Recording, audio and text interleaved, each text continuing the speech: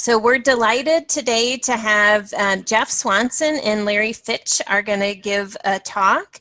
So I'm going to introduce Jeff, and then he is going to introduce Larry, and then they'll introduce their talk. So Jeff is a longtime colleague, co-mentor, and sociologist who is at the Duke Department of Psychiatry and Behavioral Sciences and the School of Medicine, and also affiliated with the Wilson Center for Science and Justice at Duke Law School. Jeff has a PhD in sociology and has done all sorts of interesting work linking the law and mental health and substance use services and populations, and those include looking at effectiveness of community-based interventions, looking at laws and legal implications for people with severe mental illnesses, looking at psychiatric advance directives, and lots of other areas, and I assume he's going to touch on some of these.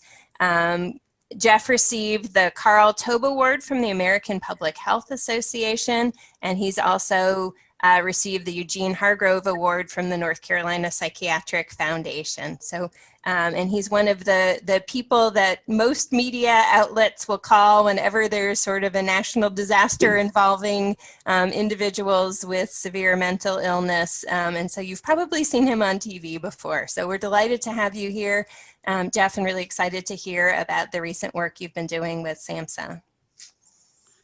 Well, thank you, Marisa, and hello, everyone. It's great to see everyone, and it's a privilege to make a presentation today with my friend and erstwhile collaborator, Larry Fitch. He's going to speak first, so let me just say a couple of words about Larry by way of introduction.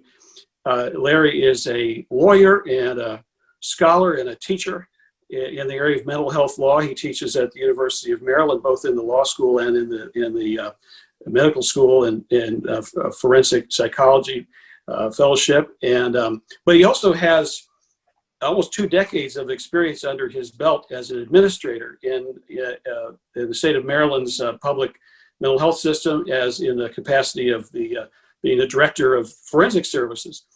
And so he's really kind of combines, he's kind of a quadruple threat in terms of being a lawyer and a scholar and a teacher, and really has his feet in the practice perspective too in terms of public mental health services delivery.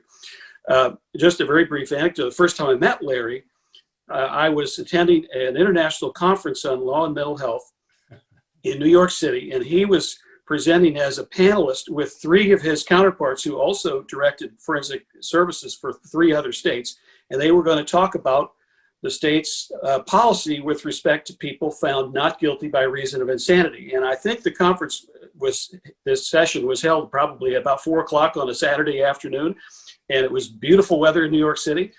And most of the conference attendees, you know, who are European psychiatrists, were at that point well into happy hour elsewhere. And so I was one of 2 people who showed up at Larry's panel, and in a big amphitheater. And right before he and his colleagues started to speak, the other fellow got up and left. So it's just me and Larry. But we had a great conversation. I got to ask all my questions, and I could see he was a person with a brilliant mind and lots of experience, but also able to communicate it very well to somebody like me. And we've gotten reacquainted in the last couple of years, working together, writing a report on civil commitment, which I hope people have had a chance to take a look at for SAMHSA. And then we got acquainted even more while I was in Baltimore at Johns Hopkins in 2019. And so, Larry, it's a privilege. You're looking great, and thank you for joining us. And you go ahead, and then I'll come after you, and maybe we'll have some discussion at the end. Okay, our plan is to talk about civil commitment. And I'm going to sort of kick things off with a look at involuntary hospitalization, these laws for the involuntary hospitalization of people with mental illnesses.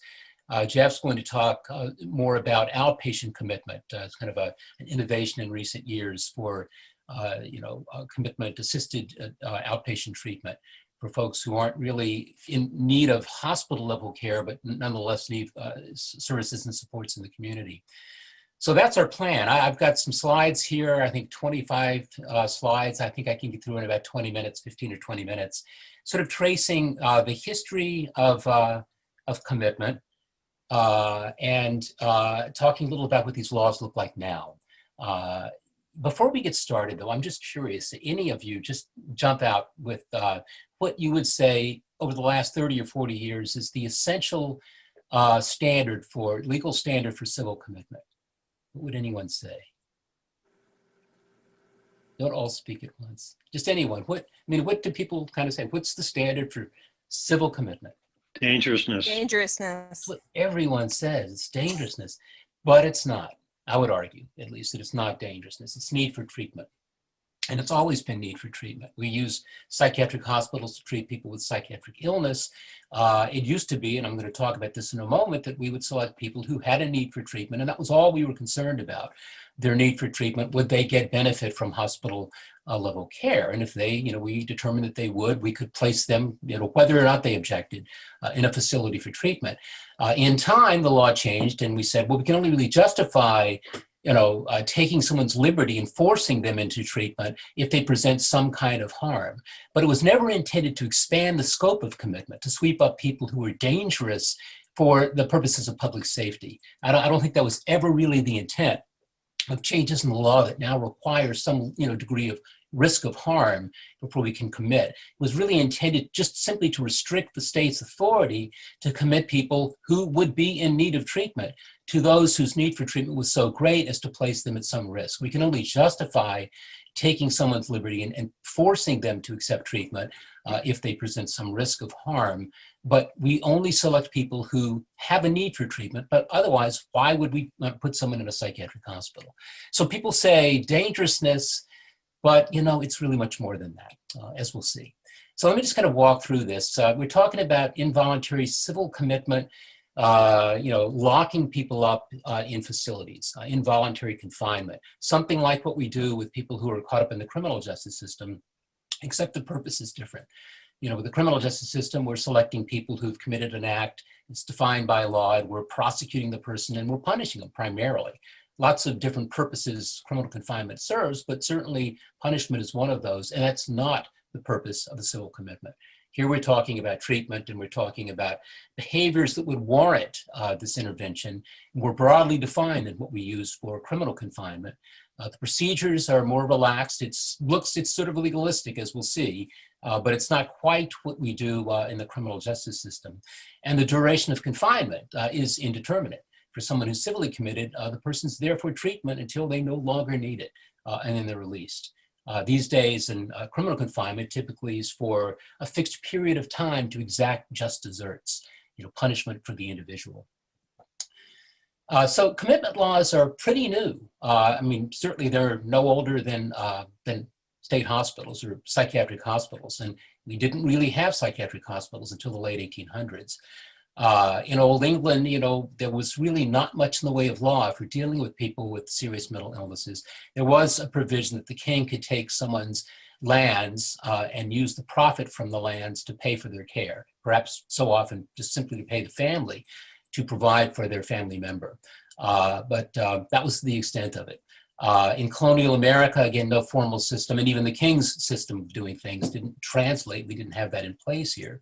So it was the family's responsibility to take care of, family members who had a mental disability.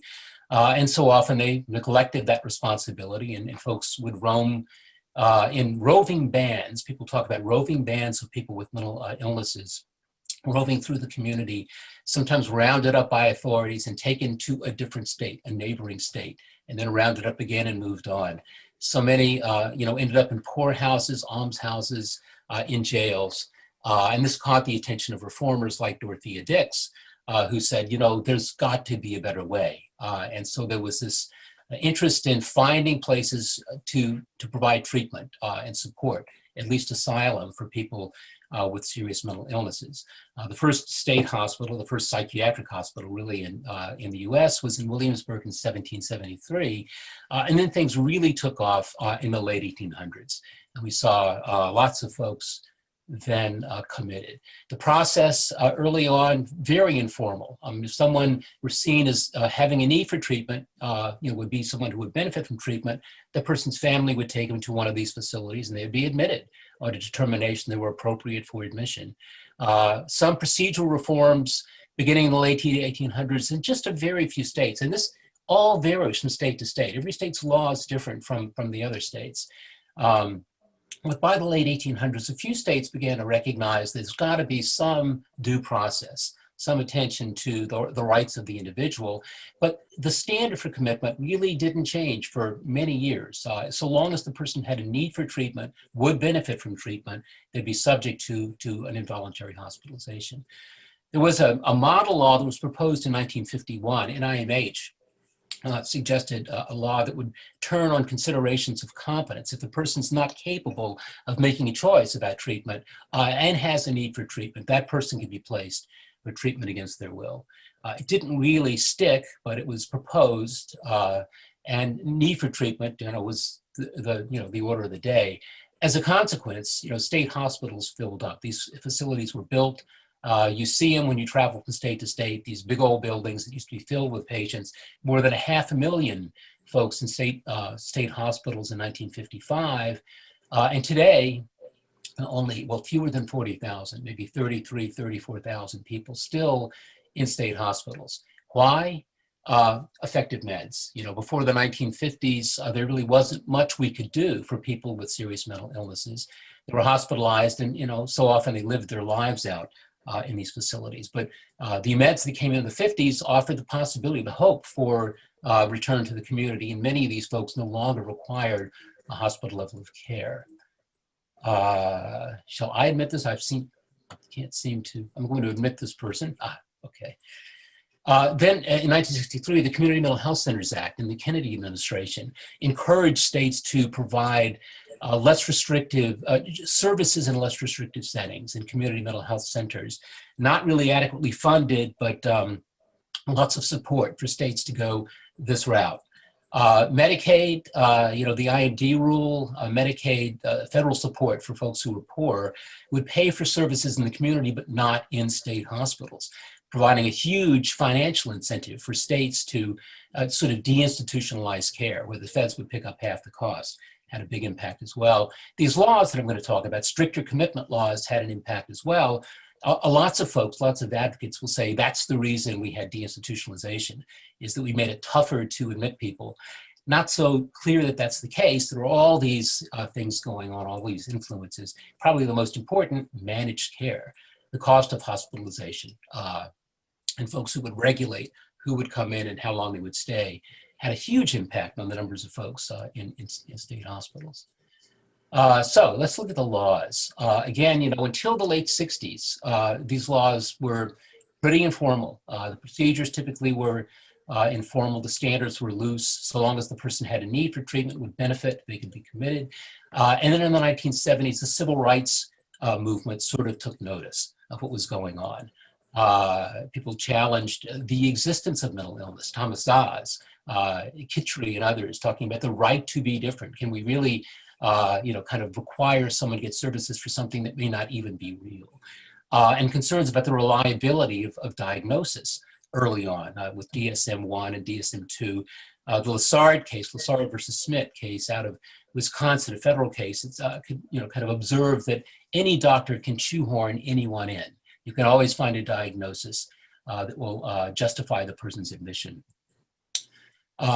Challenges to the consequences of commitment. Facilities these people were placed in so often were pretty awful, as depicted in the media, the popular media. The Snake Pit, the movie that's The Snake Pit with Olivia de Havilland, 1948, just horrifying. And then Ken Kesey's, One Flew Over the Cuckoo's Nest in 1962, later a movie. Titicut Folly, Frederick Weissman's movie, and other, depictions in the media of facilities that were just pretty awful. Also, very little treatment attracted lawsuits. Lawyers who sued these facilities in the interest of getting, adequate, meaningful services for these folks who were committed. The Wyatt versus Stickney case, one of the first cases, 1974, out of Alabama, where a federal court said there's the right to meaningful treatment. An opportunity, the only means of escaping a commitment is if a person gets the kind of treatment that might promote their improvement, their recovery, and return to the community. Loss of civil rights, stigma, all of these things led to the conclusion, certainly in the legal community, that commitment may be doing more harm than good. And as a consequence, the laws changed. The medical model that we used for so long for deciding who should be hospitalized for treatment sort of gave way to a more legalistic model with hearings and determinations that a person met a standard for commitment. The goal being to prevent abuses by narrowing the circumstances that would justify commitment and then disciplining the process, providing due process to the process. There was the Donaldson case from the US Supreme Court that suggested dangerousness was constitutionally required. You really couldn't take someone's liberty and place them against their will in a hospital, even for their own benefit, for treatment, unless they presented some sort of risk of harm. The case has been read a variety of different ways, but yeah, it's probably fair to say that's what the court concluded, that some degree, some kind of risk of harm would have to exist before we could justify taking the person's liberty and putting them against their will in a hospital for treatment. So this all kind of led to state legislatures around the country changing their laws. And by the mid-1970s, practically every state had changed its law, requiring dangerousness or something like it, and requiring procedures to be followed before a person can be committed. Right to a hearing before a judge, right to counsel, right to correct witnesses, something like what we see in criminal court, and a standard of proof, not beyond reasonable doubt, not what we use in criminal cases. The court, said you can't really, diagnosis is too imprecise to require states prove beyond a reasonable doubt that someone meets the standard for commitment, but clear and convincing evidence, which is a pretty high standard. We want to make sure we don't commit people who, don't really need to be there. The standards for commitment have evolved since then. Again, early on, very strict standards, turning on dangerousness, the idea that the person really poses some serious risk of harm to others or to self, as evidenced in some of the early statutes by recent overt acts of violence. You'd actually have to show this person is engaged in violent behavior before you could justify having the person committed. This was the case just briefly in the 70s. By the 80s, there was a retrenchment, a beginning of a recognition that maybe we were keeping too many folks out who really did need to be treated. And so the standards have evolved over time. I'm going to talk about each of these elements for commitment. Again, the law is different from state to state, but every state requires mental illness. I'm going to talk about that. Dangerousness to others is a criterion you find in pretty much every state. Dangerousness to self or grave disability, something we'll talk about. Need for treatment, still, I think, the essential standard for commitment. Incompetence, you find it in the law in a few states, that the person's incompetent to make a choice. More recently, serious deterioration. The person's condition may be deteriorating without treatment, and that would justify taking the person and committing the person for treatment. And then this overriding concern about making sure that anything we impose reflects the least restrictive alternative, that we're placing the person in the setting that's least restrictive given their needs. Mental illness defined in every state is very serious mental illness, typically not including substance abuse, not including intellectual disability, dementia, personality disorders. You're talking about the kinds of psychiatric illnesses, for which inpatient psychiatric care is indicated. And so it's serious mental illness. Dangerousness, and it's dangerousness, again, due to a mental illness. Mental illness, contributing to the person's risk. This is something that we may talk about in the discussion toward the end. Not really always the case that the person's violent risk or risk of violence is driven entirely by mental health considerations, but it has to contribute to some degree. That's the justification then for the treatment, to attenuate that risk factor at least. Dangerousness is not defined in a lot of states. It simply says the person, so long as the person's dangerous, they can be committed. In a few states, though, the law has said, well, it doesn't necessarily have to be violent behavior. Harm to property will qualify in some states. And in Iowa and a few other states, emotional harm to family members qualifies as dangerousness to others. So it's not necessarily that the person is at high risk for violent behavior to others in the community. In some states, it still is. In some states, the law actually speaks in terms of the risk of bodily harm, an imminent risk that the person will do bodily harm in the near future, as evidenced by a recent overt act. But by and large, that's language that's left over from the 70s, and you're seeing it less and less in the states. Dangerousness to self, sort of an alternate criterion, alternate sort of grounds for committing someone. The person's dangerous to self, again, so often not defined, but in some states, they speak of sort of active dangerousness, suicidality. The person's at risk of killing himself or herself or injuring self. In almost every state, though, this notion of grave disability can be found. The idea that the person is sort of passively dangerous. Because of their mental illness, they can't take care of their basic needs for food, clothing, shelter, medical care, safety. And on that ground would be subject to commitment because they're posing a risk of harm to self because of their inability simply to care for self. That's a criterion found in just about every state. Need for treatment, again, the essential commitment standard, again, recognized in the law in practically every state explicitly. Again, dangerousness, I think, as I said at the outset, is sort of intended to sort of limit the scope of the state's authority to commit people who need treatment, but treatment and need for treatment still is an essential requirement for involuntary commitment. I think this is important to recognize, when you think in terms of commitment standards being dangerousness, it leads to the kinds of abuses I think we're beginning to see in some areas of the law.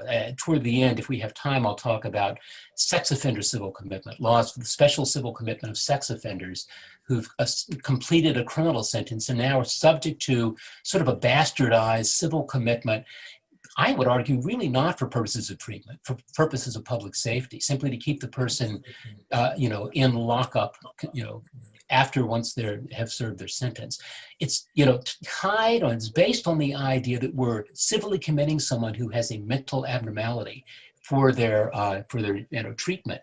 But in fact, I think it's been sort of a misuse, and the American Psychiatric Association has called this an abuse of the medical model of ordinary psychiatric civil commitment.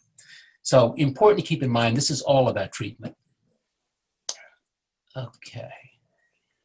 Incompetence, found in a few states. New York, I think, defines mental illness as someone who doesn't have the competence to make a decision about treatment. So treatment in New York, if they follow the law very closely, would require a finding the person actually is incompetent to make choices before they can be subject to commitment. But for the most part, you don't see this as a requirement, as a criterion for commitment. The Stone-Roth thank you theory is sort of interesting. Alan Stone and Lauren Roth years ago proposed this as a standard for commitment, a finding that the person is reliably diagnosed with a serious mental illness. The prognosis is not good. The person's incompetent to make a choice. Treatment's available. The risk-benefit ratio would say that the ordinary person, if they were thinking clearly, would recognize their need for treatment and would consent. Treatment is brief, and after a brief period of treatment, the person says, "Thank you, I needed that." It's a sort of a medical model for commitment that really sort of never caught on, though its elements are popular these days. And there's lots of talk about, kind of thinking about lack of insight as a significant consideration in determining who ought to be placed in treatment. Serious deterioration. This is something that, Jeff will talk about. It's sort of found its way in outpatient commitment law, for someone who's not currently dangerous, doesn't currently present a risk, but who may be deteriorating and without treatment now is going to become dangerous down the road. Found its way into the law for outpatient commitment, but now is finding its way into the law in some states for inpatient commitment. Here's the law in Wisconsin. It says that the person if there's a substantial probability is demonstrated both by the individual's treatment history and recent acts or omissions, the individual needs care or treatment to prevent the person's deterioration that will lead to the person's deterioration of health and all the rest, that can justify involuntary hospitalization.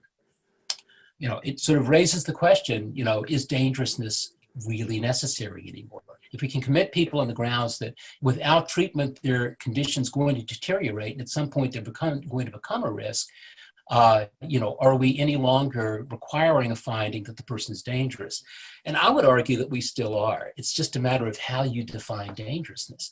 If a person without treatment is going to fall apart, it's going to deteriorate and become incapable of taking care of self or posing some other risk of harm, I would say, this is a person who is dangerous. It depends on sort of turns on how imminent the risk must be. But, increasingly, the law doesn't really require the risk be very imminent. So, I think to the extent that the law still requires dangerousness constitutionally for civil commitment, it's not clear to me that even laws that allow commitment based on a finding of serious deterioration, it's not clear to me that they would not satisfy constitutional requirements. But we'll talk more about that, I think, as we segue into outpatient commitment. I just want to mention least restrictive alternative. Again, this is something that's been part of the law forever. The idea being that if we're going to commit someone, it's got to be to the least restrictive setting. And it sort of opens the door then to outpatient commitment. It's part of the law, inpatient commitment law, before anyone even had the idea of outpatient commitment. The law said, and the commitment must be to the least restrictive setting. At the time, the only setting, for the most part, was hospital level care. And if a person could be served, in a less restrictive setting outside a hospital, they wouldn't be subject to commitment. But it sort of opened the door to the idea that, well, perhaps we can commit the person to services in the least restrictive setting, the less restrictive setting of the community, which Jeff will talk about in a moment. Let me just mention very quickly before I stop. I'm throwing a lot of stuff out there, and I know it's probably generating some questions that we're going to have some discussion. But what's interesting, there's been some research looking at these laws, and a lot of reaction to the early laws that we have overly legalized the commitment process, made it impossible to commit folks. People now are dying with their rights on rotting with their rights on in the community. Not subject to commitment. There's been research, though, that shows that, in the 70s, when these laws first appeared, the commitment rates did drop briefly. But by the 80s, they had sort of returned to the sort of levels that we saw before. Not that hard necessarily to get someone committed, even though the language of the statute might be quite strict. I was involved in a study, a MacArthur study. MacArthur Foundation funded a study of civil commitment years ago that I was involved in, and actually came to North Carolina. And I don't know which hospital it was, but one of the state hospitals. We observed hearings. We went to 10 states around the country, and we were looking at how civil commitment laws were implemented, how they were operationalized. And what we found in North Carolina, and this is what we found pretty much everywhere, is that although the law was pretty strict, requiring dangerousness, the practice was pretty lax. The commitment hearings were held in facilities. There were lawyers there, but we asked the lawyers what they saw as their role, and they said protecting the best interests of our clients, not necessarily advocating for their expressed wishes to be free, but kind of advocating for their best interests. And so commitment hearings were typically pretty brief, and folks who needed care were committed.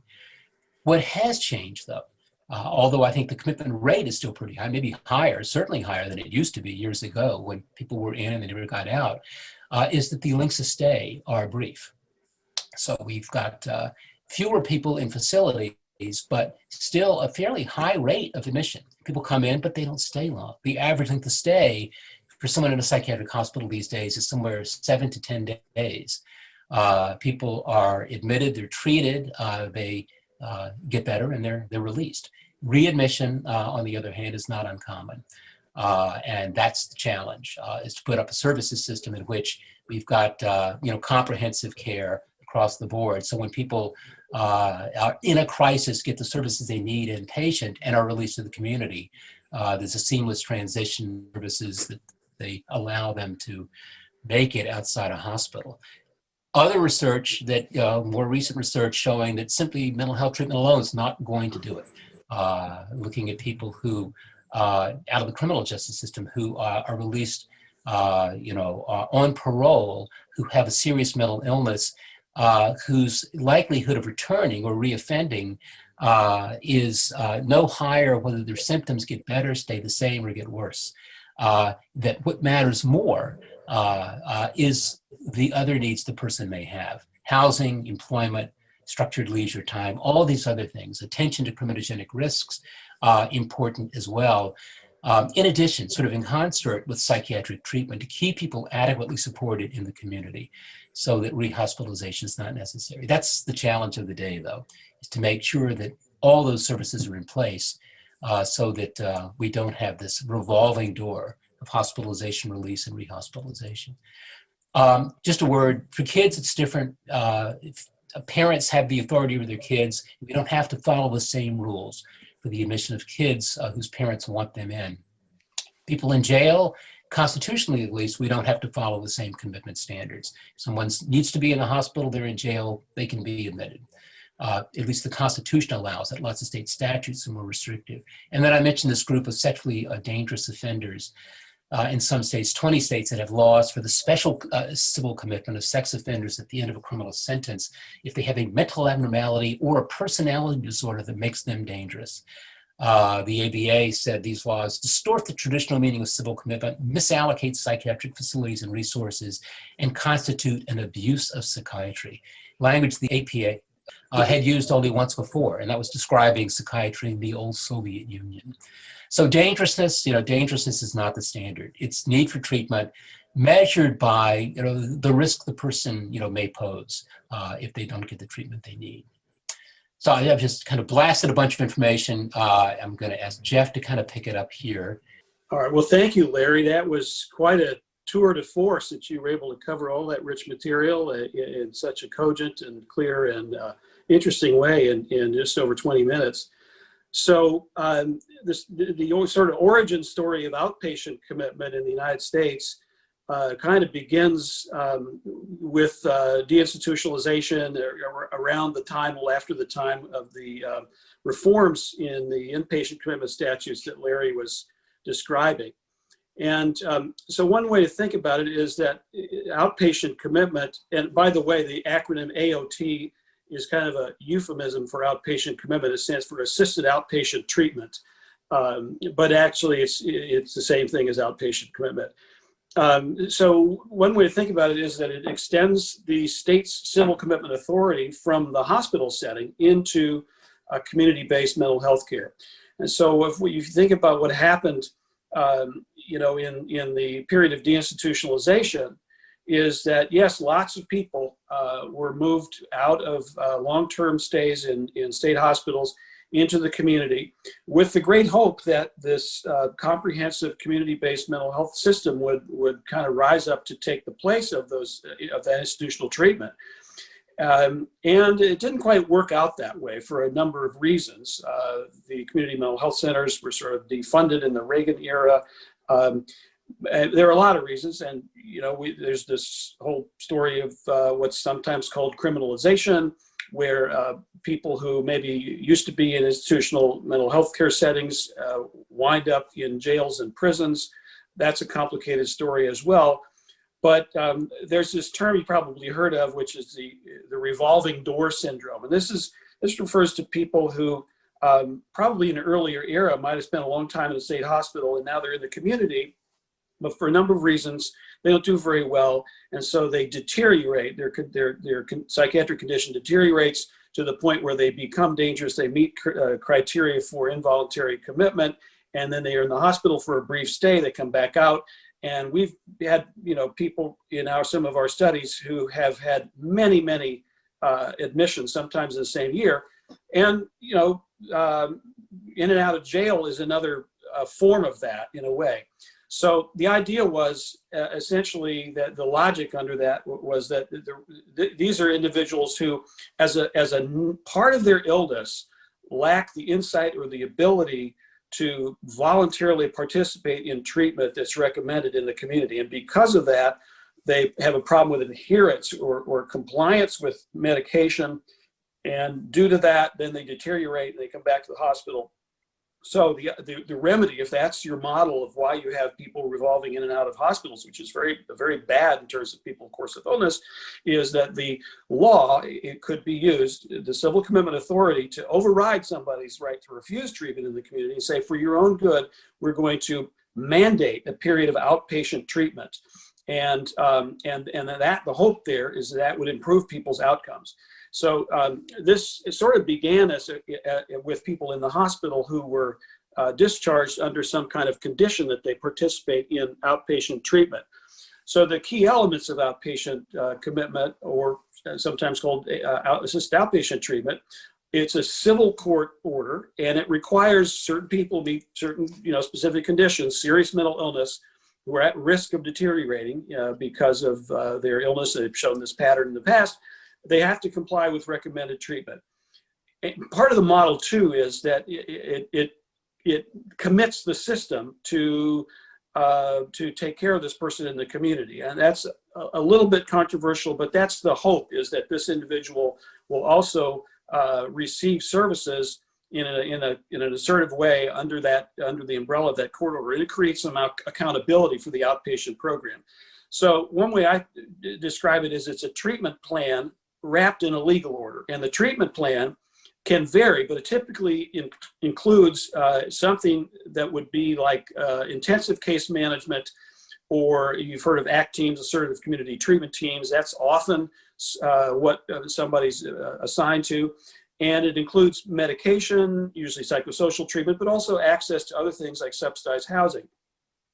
The sanction for it, for not participating in treatment in violation or of this order, isn't very much really, and that's criticized on the one side as saying it doesn't have much teeth. On the other hand, it's all that can happen to somebody if they don't follow the treatment plan is they can be picked up by the police and transported to a mental health facility for evaluation or hopeful persuasion, and to see if they meet the criteria for inpatient commitment that Larry has described. If they don't, there's not much more that can be done, and there is no such thing as forced medication in the outpatient setting, although many people, and we've shown this empirically, believe that they are required legally to participate in their treatment. So there is this kind of leverage. There are several types of outpatient commitment. It's kind of an elastic definition, but one type that could fall under this is conditional release. That's where somebody's in the hospital, and rather than having them have a hard discharge, they're actually permitted to leave as in a sort of a trial visit. Sometimes it's called a visit to discharge or conditional release. And if they don't do well, then they can be brought back to the hospital without an additional commitment hearing, because they're still sort of, viewed as an inpatient. That's one form. The second one is people who have to actually meet the criteria for inpatient commitment, again, that Larry's described, including dangerousness, harm to self or others. And this is an alternative disposition to it, and it's a less restrictive alternative. Otherwise, they'd be in the hospital. The third type, which is actually more controversial, and this came with some later reforms of outpatient commitment statutes, and North Carolina has this, it's one of the models for it, you could call preventive outpatient commitment. And this authorizes the court-ordered treatment at a lower threshold than inpatient commitment. So you don't actually have to be imminently dangerous. It's based on sort of a nested prediction that you have an illness that has been demonstrated on your history that makes it likely that you will not participate in treatment voluntarily without this court order.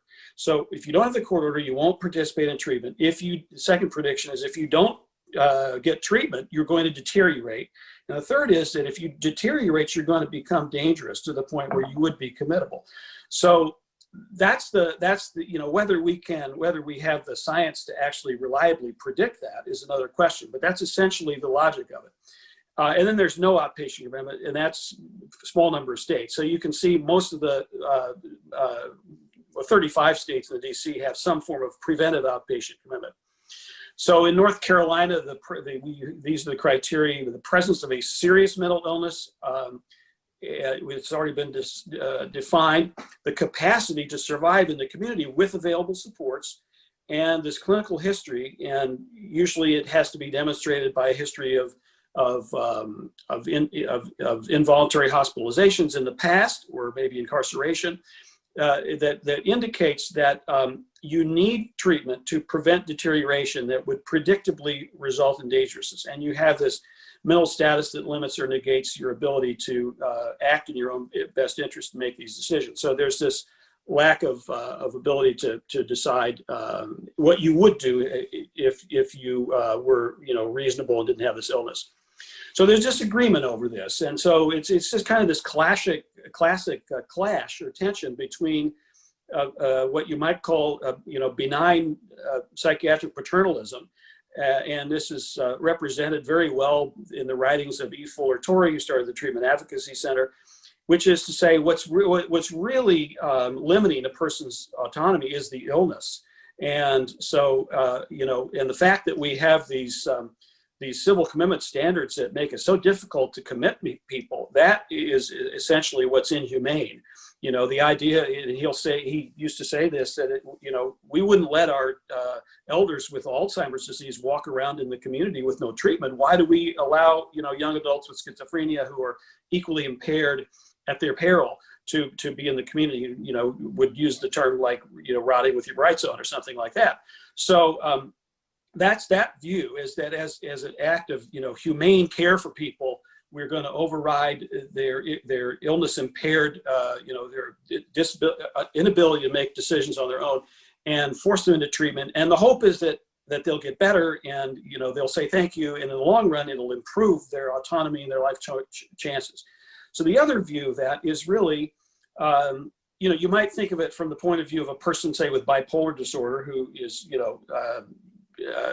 doing okay in the community. That person might say, hey, wait a minute, yes, I have a mental illness, but we live in a society where we allow people to make their own decisions about treatment, including whether you want to accept mental health treatment. So this is up to me. And if I'm not imminently dangerous right now, and I'm not legally, mentally incompetent, and I'm not criminally accused, well, on what basis is the state going to override my right to refuse treatment and force me into this program of outpatient commitment? And that's the argument. And the other argument is that really we're only talking about this because of the failure of our community care system, which is overburdened and under-resourced and just doesn't work very well for lots of people. So, and this statement from the Bazelon Center kind of captures that. Failure to engage people with serious mental illness is a service problem, not a legal problem. Outpatient commitment isn't a quick fix. It can overcome the inadequacies of an under-resourced, underperforming mental health system. Coercion, even with judicial sanction, is not a substitute for quality services. So that kind of captures the controversy about it.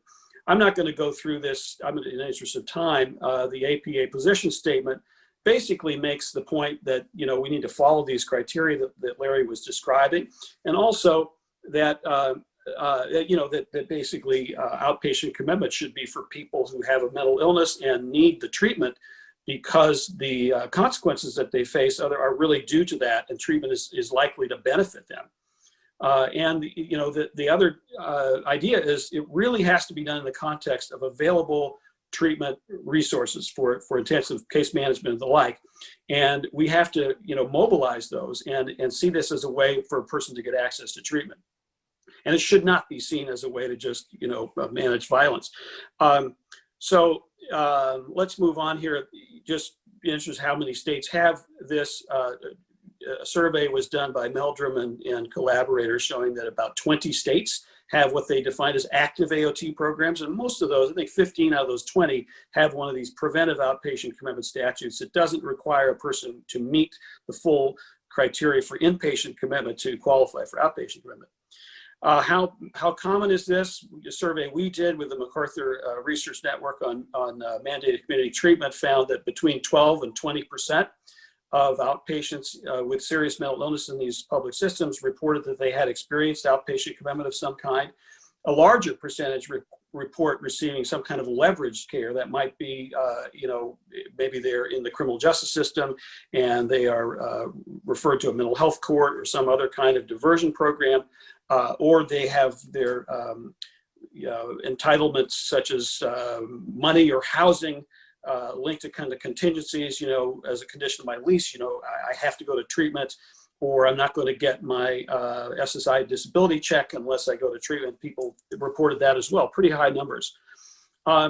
So, the question, if we believe in evidence-based policy is, well, does this work? If it doesn't work, then a lot of the arguments about whether we should do it go away. And so that argument is posed to researchers like us, and we've studied it.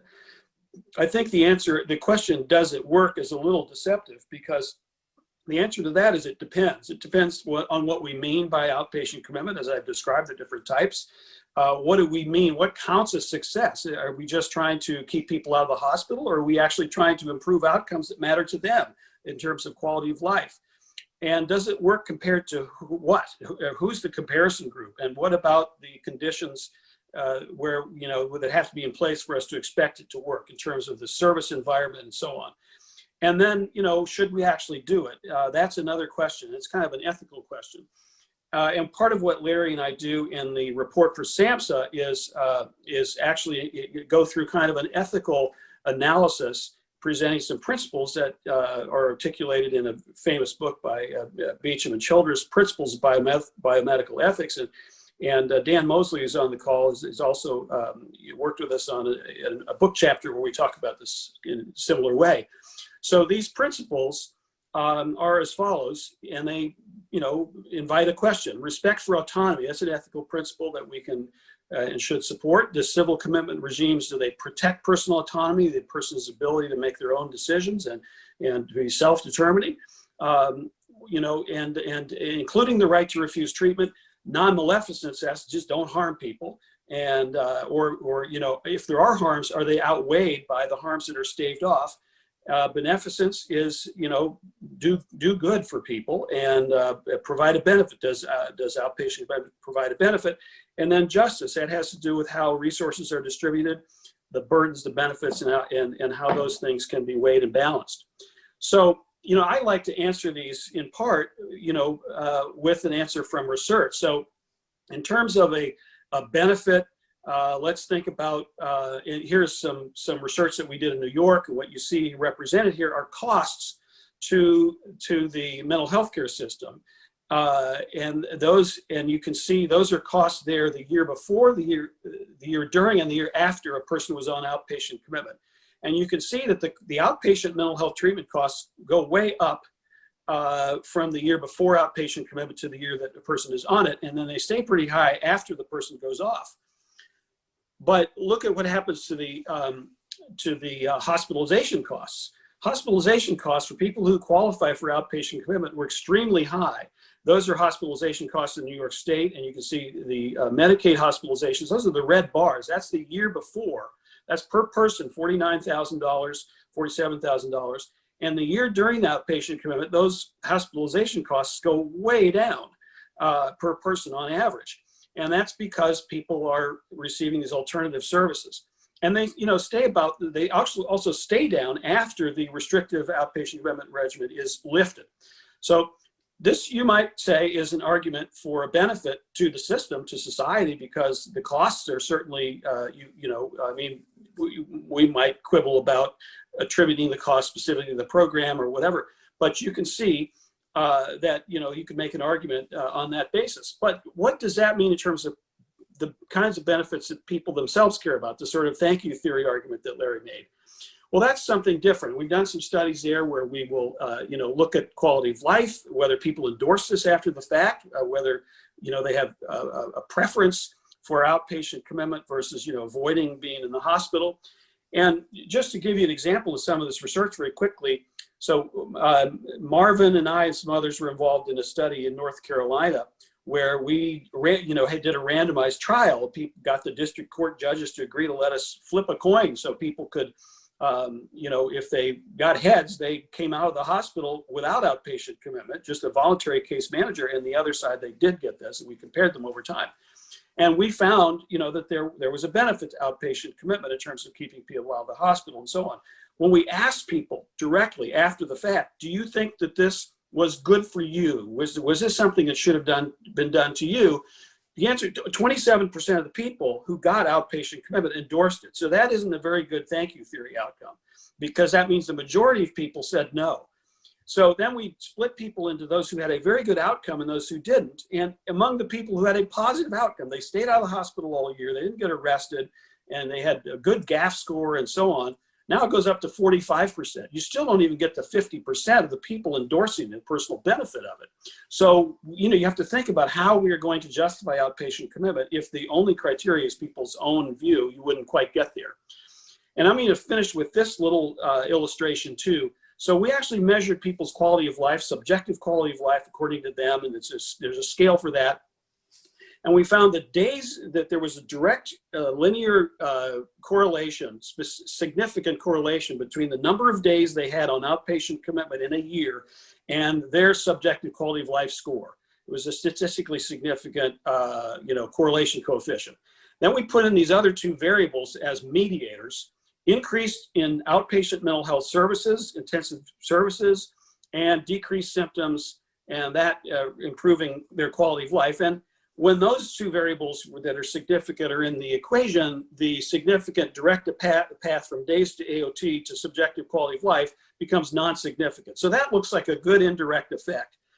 Interestingly, there's also another indirect effect via increased perceived coercion. So the more outpatient commitment they had, the more coerced they felt, and the more coerced they felt, the worse their quality of life. So it's kind of like a remedy that has a benefit but a side effect. And so then you sort of compare the effect size of the positive, decrease in symptoms, increasing quality of life, and that effect was larger than the other one. So you kind of have to balance it out that way. I'm not going to mention that one. Then finally, that we have done some analyses on whether outpatient commitment is fair in terms of things like, does it crowd other people out of the system? Racial disparities, that's another discussion. I can see we only have 5 minutes left for discussion. So I think I'm going to stop there. I'm going to maybe leave on the screen for a moment, just finish with this in a minute.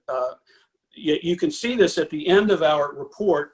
We lay out, as a result of all this discussion, what we are calling requirements. They're sort of a checklist for policymakers and practitioners with outpatient commitment. And some of these sort of follow the criteria that Larry was laying out.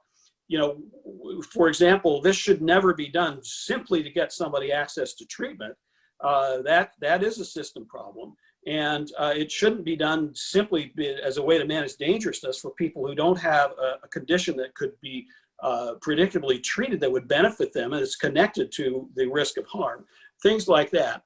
Inpatient commitment, and you can read these. By the way, let me just finish with this. If you notice in the report, the recommended citation lists SAMHSA as the author of this report. Doesn't mention Larry and me, notwithstanding we wrote every word of it. But then there's a disclaimer that says that the opinions expressed in this report are those of the author and not SAMHSA. So I think what that means is that if you like it, attribute it to SAMHSA. And if you have a problem with it, that's Larry and Jeff. Probably Larry, not me. Right. So yeah. So let me end there. And sorry we had to move so quickly, but I hope this has been interesting. I have plenty of time if you want to talk for a few minutes before happy hour starts. Marisa, are there questions that you want to direct to us for the last couple minutes here? Let's see. I only see one question in chat, which is from Joseph Constanzer, who's in our PhD program, who said, in a similar vein to the last few minutes, is there evidence that insight into the condition is specifically improved after commitment, either inpatient or outpatient? So in addition to quality of life and some of the other factors, coerciveness that you talked about, do we know that insight has changed? Well, I guess the short answer is yes, there's some evidence of that. We did measure with an insight scale called the ITAC, and we did find that it improved when people's symptoms improved. There is some controversy around the concept of insight, as well as the research that is used to measure it. You've heard of the concept of anosognosia, which is from neurology. That is a term that's used quite a bit. But if there is improvement, it's certainly not universal, and it's not. Many people do not improve to the point where they would be. If you count insight as agreeing with your psychiatrist, clearly the majority did not achieve that because they didn't say that what you did to me was good. Although objectively, in terms of staying out of the hospital, there are those benefits. Great, thank you. And we have a question that asks, does outpatient commitment similarly impact gun ownership as inpatient commitment? Mhm. Yes, it does. Although that was not clear in practice. Actually, the best example of that was the Virginia Tech shooting in 2007, when this young man who turned out to have schizophrenia shot 32 people on the campus of Virginia Tech, and he had been subject to a mandated outpatient treatment order. Larry knows a lot about this too, but that information never actually made it to the community service board, and it slipped through the cracks in terms of being reportable to the National Instant Check System. There's since been legislation and executive order from President Obama that makes it explicit that outpatient commitment orders also create a federal firearms disability. Great, thank you. And noting that it's 5 o'clock, I know some people have a hard stop then, so just want to thank you all for attending, but Jeff has indicated that he can stay on for a little bit. I don't know if Larry can as well. Yes, absolutely. We'll Yes. keep doing some questions if that works. So question from Lexi Grove. Can you talk about pathways to inpatient and outpatient commitment? Does the process tend to be initiated by family members, and what role do providers play? Well, yeah, I mean, I can't really speak from research as much as just from years of being involved with this practically. So often it is family members, but so often it's the police as well. And the police have lots of discretion when they encounter someone in the street who's in a psychiatric crisis, perhaps to charge the person with some sort of a crime, but increasingly there are programs and there's pressure from states to, kind of look at the initiation of commitment as an alternative, as diversion from the criminal justice system. So a lot of folks who come in do come police based on some sort of a crisis the police have been involved with. So many others, though, are family members who bring their family member in. So often in those cases, though, it's a voluntary admission. And in so many cases where someone is brought in on an involuntary hold, it converts to a voluntary before the person is before there's any sort of a hearing to formally commit the person. Yeah, that just to add to that a little bit, Larry just alluded to the short-term hold. So that is also available in every state with some variations in the statute. And so essentially that the police have the authority to bring somebody in, to detain them for evaluation in a healthcare facility. But depending on the state, there may or may not be a certain level of judicial involvement in that. And after about 72 hours, one of three things happens. Either the person is discharged, and in many states that doesn't confer a gun disability, by the way. And other times it is converted to a voluntary, and someone is persuaded and is able to sign into an admission, or there's a hearing, and the judge orders a period of commitment.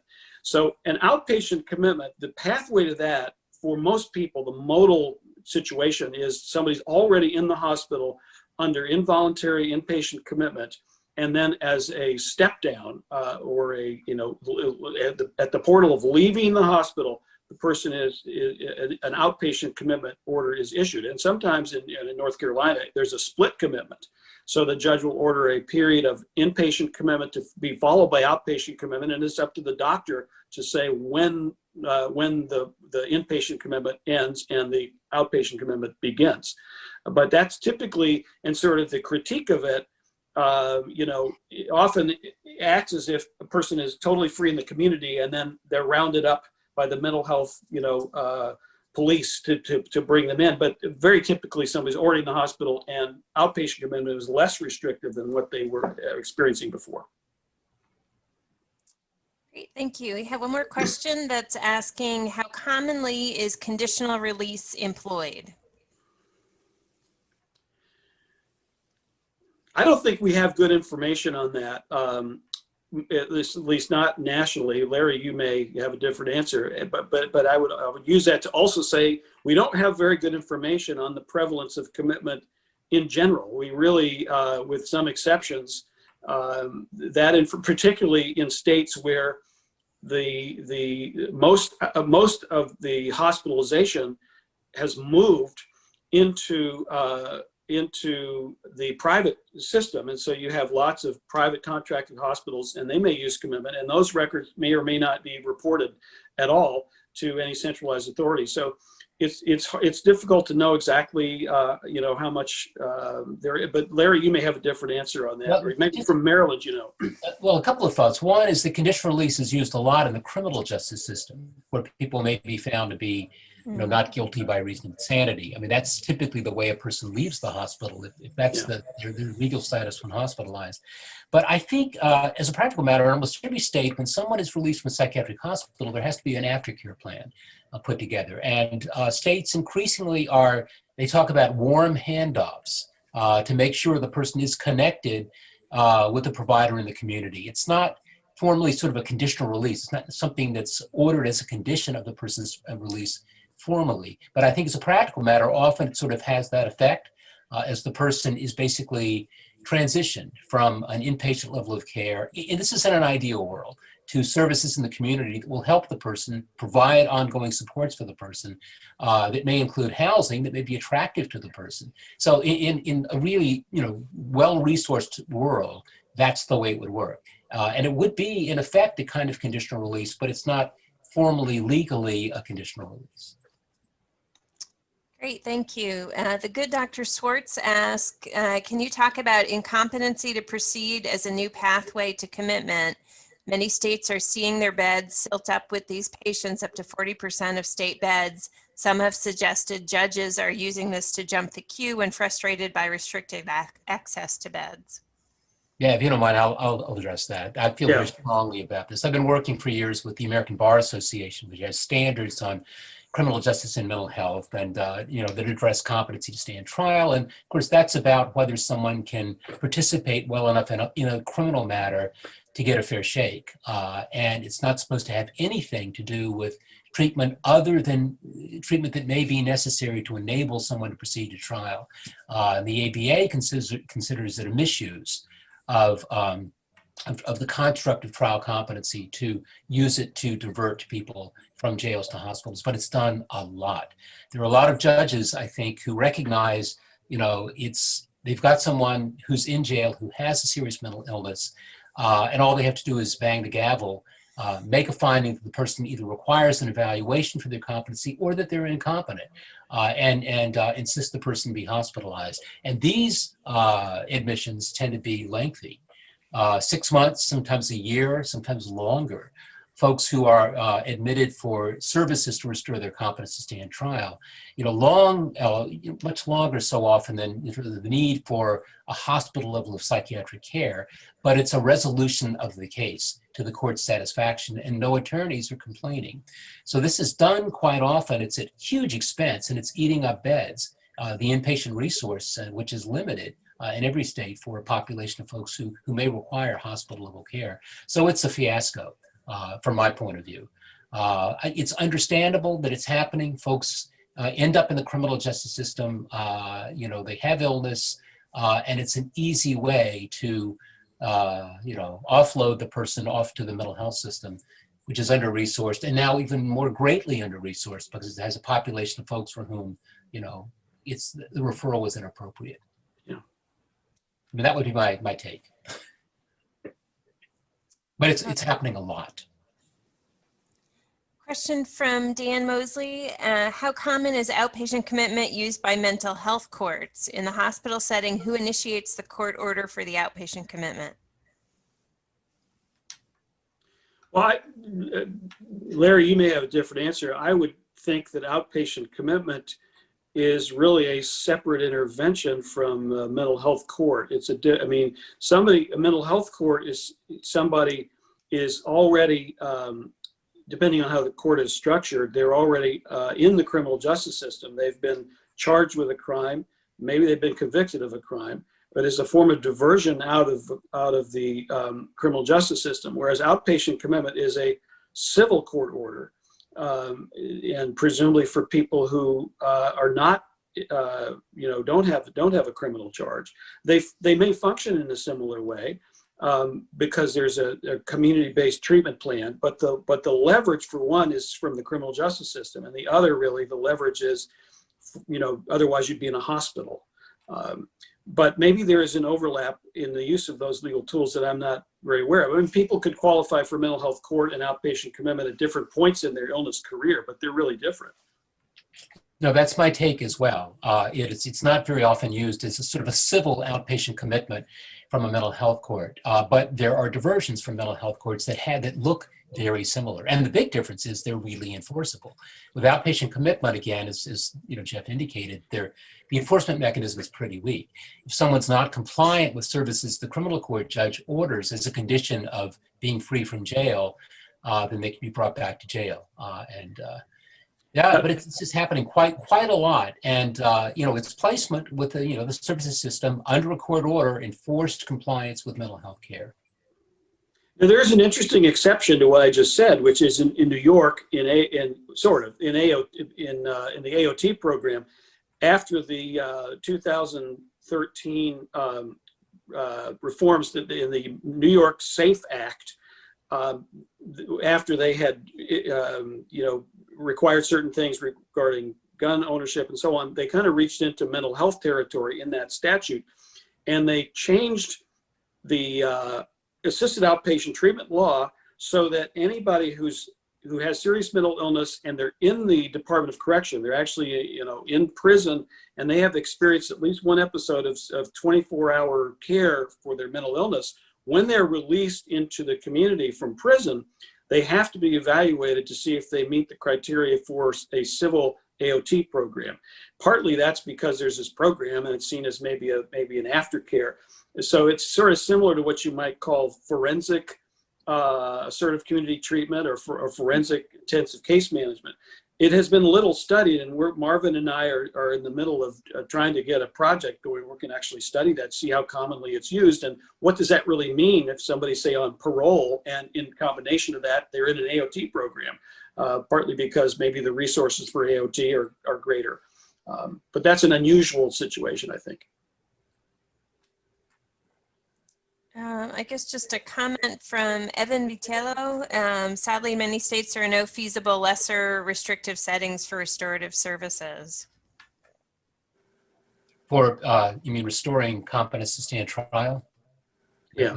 Yeah, sorry. It was in reference to your comment about, people being committed to inpatient settings and jumping the queue from a judge order when they don't really meet inpatient criteria by many standards, but there's no other way for them to receive restorative services, and so then they're stuck there essentially.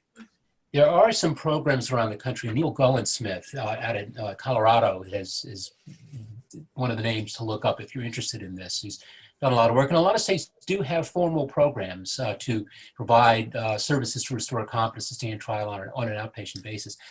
My own thinking is that, this is my own personal thinking about this, is that somehow that can quickly morph into something that is a misuse of competency to stand trial to achieve a different outcome. So often the person gets the services and now suddenly they don't really need to go to trial because they're connected with the mental health services program. It worked a diversion, which is laudable, but it was really sort of a misuse of the criminal justice system to get that.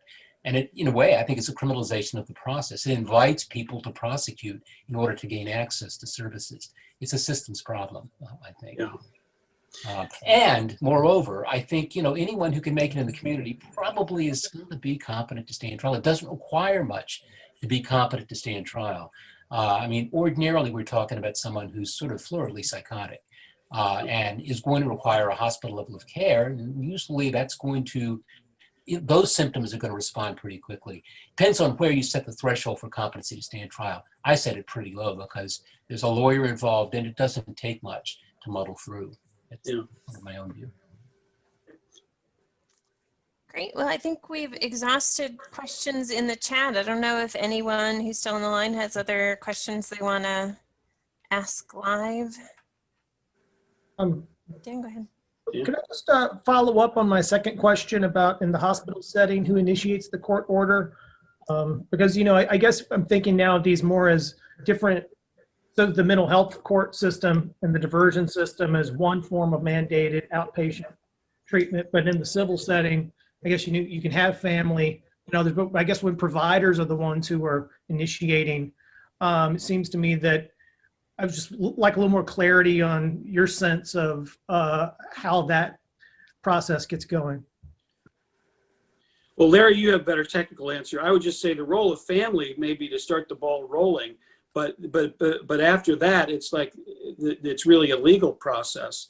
It's not like the family has authority to initiate commitment or to commit someone. I mean, there are examples where, say, a family member has the right to go to court and petition for a civil restraining order, or or a extreme risk protection order to take somebody's guns away, depending on what state it is. But here, well, Larry, you could pick up on that. But I mean, families may have a role in helping the legal system to recognize that someone needs intervention.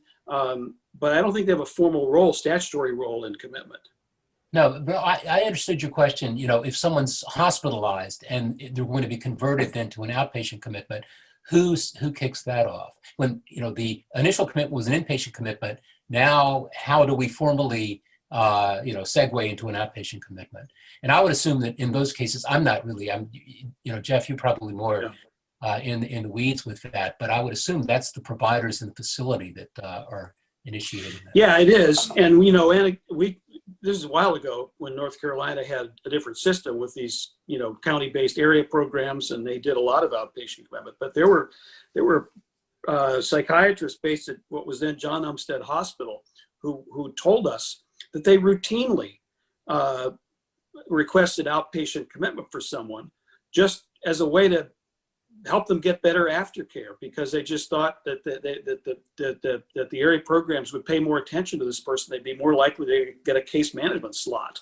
And so, which is not exactly the legislative intent of outpatient commitment, but they would say that, and it had to do with how they viewed, the chances this person's going to slip through the cracks, and the judges also were very differential. We did this analysis of how often judges actually overrode the recommendation of the doctor for either inpatient or outpatient commitment. It was like 2% of the cases. So the vast majority of these cases, the commitment hearing is held in the hospital, and the judge pretty much rubber stamped the decision down to the number of days that was recommended for inpatient and outpatient treatment. So that's anecdotal evidence from North Carolina, but it's usually the provider, and it's often, and I see Marvin is still there. Marvin, you may have I was going to jump in. It's an interesting issue because as states have, because this is such a controversial area, some states have made it pretty difficult to initiate outpatient commitment, and families do feel that they've been disenfranchised. For example, in New York, there are many procedural barriers to getting an outpatient commitment or to create an app, to do an application, so that it's you need a psychiatrist who will examine a patient, and someone needs to pay for that, and an attorney is allowed to step in and object to the examination.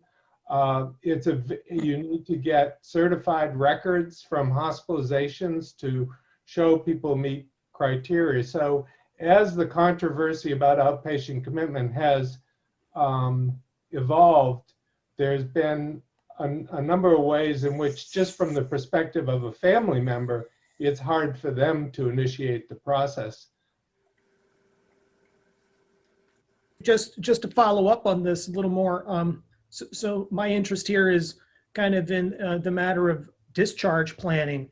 You're saying that the providers are involved in the conditional release, and so I think there's different participants in the discharge process. So there might be the case manager, the psychiatrist, or other providers who could be sort of initiating this outpatient process. And I guess I'm just sort of wondering, in a way, like kind of how to even operationalize the conditional release, because, largely of worries about wrongful death suits for releasing people, it seems like that would be a huge barrier to providers being comfortable with letting patients back into the community. Let me just say something about that, Dan, quickly. And Paul Applebaum has actually commented on this in print. The reason that that many of the original traditional outpatient commitment statutes were seldom used is for that reason, is because if having made a finding and a determination that someone meets inpatient commitment criteria, which is to say they have this mental illness and they're dangerous potentially to self or others, to then say, well, as an alternative disposition, we're going to release this person into the community. That was something that many risk-averse psychiatrists were loath to do. So it became much more feasible to do it when the dangerousness part of that was, was modified so that they don't have to be imminently dangerous, but there's this risk based on deterioration and so on. We found the vast majority of outpatient commitments are initiated in the hospital. And are a step down from involuntary commitment. And all the, opposition to outpatient commitment really has to do with the commitments that are initiated outpatient. And if you think about them ethically, they're much different, because clearly if you're stepping down from inpatient commitment, that's a less restrictive alternative. But if it's being initiated de novo in the community, then perhaps it is an application of coercion, in a de novo sense. So I want to just, go ahead, Marvin, sorry. No, I'm done.